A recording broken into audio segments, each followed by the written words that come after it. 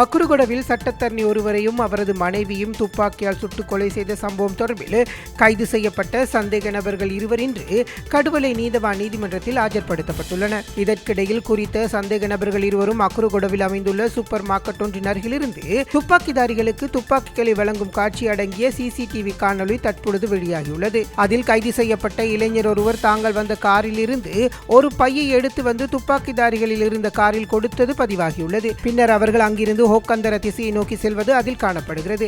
அந்த நேரத்தில் குறித்த சட்டத்தரணியும் அந்த வீதியின் வழியாக வந்துள்ள நிலையில் கைது செய்த இருவரும் அது குறித்து துப்பாக்கிதாரிகளுக்கு தகவல் கொடுத்துள்ளதாகவும் போலீசார் தெரிவித்துள்ளனர். தலங்கம அக்குருகொடவில் அமைந்துள்ள சூப்பர் மார்க்கெட்டில் வாகன தரிப்பிடத்தில் கடந்த வெள்ளிக்கிழமை பிற்பகல் சட்டத்தரணி ஒருவரும் அவரது மனைவியும் சுட்டுக் கொல்லப்பட்டிருந்தனர். பின்னர் இந்த சம்பவம் தொடர்பில் விசாரணைகள் நடத்துவதற்கு போலீஸ் மா அதிபரின் ஆலோசனையின் பேரில் 12 போலீஸ் குழுக்கள் நியமிக்கப்பட்டன. இவ்வாறான பின்னணியில் துப்பாக்கிதாரிகள் பயன்படுத்திய ஆயுதங்களை கொண்டு சென்றதாக சந்தேகிக்கப்படும் 2 இளைஞர்கள் நேற்று பிற்பகல் கொட்டாவையில் வைத்து கைது செய்யப்பட்டனர். மேல் மாகாண தெற்கு பிராந்திய குற்றத்தடுப்பு பிரிவினரால் கைது செய்யப்பட்ட சந்தேக நபர்கள் இருவரும் ஒரே குடும்பத்தைச் சேர்ந்த சகோதரர்கள் ஆவார்கள். அவர்களிடம் மேற்கொள்ளப்பட்ட விசாரணைகளில் கரந்தேனிய சுதத்தின் ஆலோசனையின் பேரில் துபாய் நிபுணர் மற்றும் மல்வானை டுடு ஆகியோர் இந்த கொலையை நெறிப்படுத்தியுள்ளமை தெரிய வந்துள்ளது. இதேவேளை அக்குருகொட இரட்டை கொலை சம்பவத்துடன் தொடர்புடைய துப்பாக்கிதாரிகள் வருகை தந்ததாக சந்தேகிக்கப்படும் காலி பத்தேகம அகலிய பகுதியில் தீக்கிரையாக்கப்பட்ட காரை பரிசோதிப்பதற்காக அரச இரசாயன பகுப்பாய்வு அதிகாரிகள் இன்று முற்பகல் அங்கு விஜயம் செய்துள்ளனர்.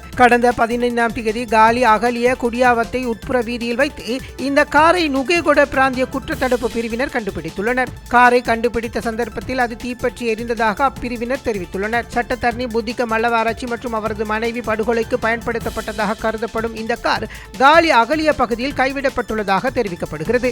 மேலதிக செய்திகளுக்காக எமது யூடியூப் தளத்தை சப்ஸ்கிரைப் செய்யுங்கள்.